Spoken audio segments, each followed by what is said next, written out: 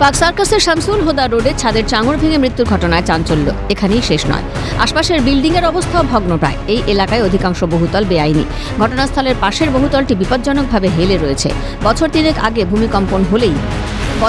আগে ভূমিকম্পের ফলে হেলে পড়েছে বহুতলটি। টালিগঞ্জের শামসুল হুদা রোডের যে বহুতলের আজকের এই দুর্ঘটনা মর্মান্তিক, বহুতলের গ্রাউন্ড ফ্লোরে যে ছাদের চাঙড় ভেঙে গিয়ে একজন বৃদ্ধার মৃত্যু হয়েছে, সেই বিল্ডিংয়ের একেবারেই উল্টো দিকে মিয়াজান ওস্তাগার লেনের আর একটা বিল্ডিং এই মুহূর্তে আমরা দেখাবো, যেটা দেখা যাচ্ছে পুরো হেলে গিয়ে অন্য একটি বিল্ডিংয়ের সঙ্গে পুরোপুরি সেটে গিয়েছে। ফলে এইরকম একটা ভয়ঙ্কর অবস্থায় পুরো একটি বহুতল সেটা দাঁড়িয়ে রয়েছে বছরের পর বছর ধরে। বছর তিনেক আগে যে ভূমিকম্প হয়েছিল তারপর থেকে বিল্ডিংটা এইভাবে হেলে গিয়ে অন্য একটি বিল্ডিংয়ের সঙ্গে সেটে রয়েছে এবং পাশের এই বিল্ডিংয়ের যে কোনো সময় এটাও একটি ভেঙে পড়তে পারে বা বড় ধরনের দুর্ঘটনা ঘটতে পারে।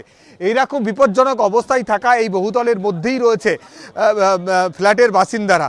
তারাও কিন্তু জীবনের ঝুঁকি নিয়ে এভাবেই কিন্তু এই বহুতলে তারা কিন্তু বসবাস করছেন। কিন্তু যিনি বাড়িওয়ালা বা বাড়ির মালিক, যিনি এই বিল্ডিং তৈরি করেছেন, তার কোনো উদ্যোগই নেই এই বিল্ডিংটিকে কিভাবে মেরামত করা যায় বা পুরসভার তরফ থেকেও এই বিল্ডিংটিকে ঠিক করার কোনো ব্যবস্থা করা বা বিপদ যাতে বড় ধরনের না ঘটে যায় তার জন্য কোনো উদ্যোগ নেওয়া, সেরকম কোনো পদক্ষেপ এখনো পর্যন্ত নেওয়া হয়নি।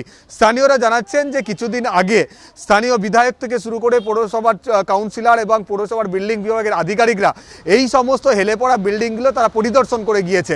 পরিদর্শন করে যাওয়ার পর তারা এখানগুলোকে কীভাবে মেরামত করা যায় সেটা কিন্তু তারা ব্যবস্থা নেবেন এবং এই বিপজ্জনক বিল্ডিংগুলো তারা চিহ্নিত করে গেলেও এখনো পর্যন্ত কোনো রকম পদক্ষেপ গ্রহণ করা হয়নি।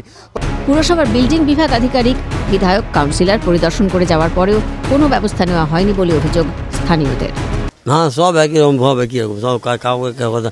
তো এখানে কাউন্সিলর, এমএলএ সব অনেক কিছু এলো, লোকরা এসে প্রকাশন লোক তো ফটো তুলে নিয়ে গেলো, কিন্তু কিছু হলো না। অনেকবার ফটো তুললো, হ্যাঁ অনেক কমপ্লেন করলো লোকরা, ফটো তুললো, কিছু হলো না।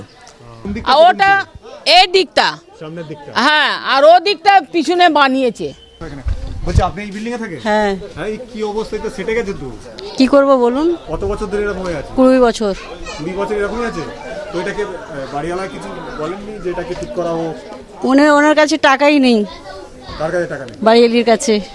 আচ্ছা, বাড়িওয়ালি থাকে? হ্যাঁ, সবাই থাকে, সবাই টেনান আছে। আপনাদের টেনশন হয় না যে এইভাবে আছেন? আল্লাহর রহমতে চলছি। ভেঙে এই তো দেখলেন যে একটা ঘটনা শুনেছি। হ্যাঁ, শুনেছি সকালবেলায়। ভূমিকম্প টম্প হলে এগুলো কেঁপে ওঠে নাকি? হ্যাঁ, একটু কেঁপে ওঠে। হ্যাঁ, এটা কি ভূমিকম্পর পরে হয়েছিল? হ্যাঁ, এই 3-4 বছর হয়েছে, টানা হয়ে গেছে। সব বিল্ডিং লাইন থেকে উঠেছে, টানা হয়ে গেছে। কি জন্য হয়েছিল সেটা আমি বলতে পারি না। দীর্ঘ বছর ধরে অনেকেই বাস করছেন এই বাড়িতে। বহুতলের একাংশ ভেঙে পড়ার ঘটনায় স্বভাবতই আতঙ্কিত আবাসিক থেকে স্থানীয়রা।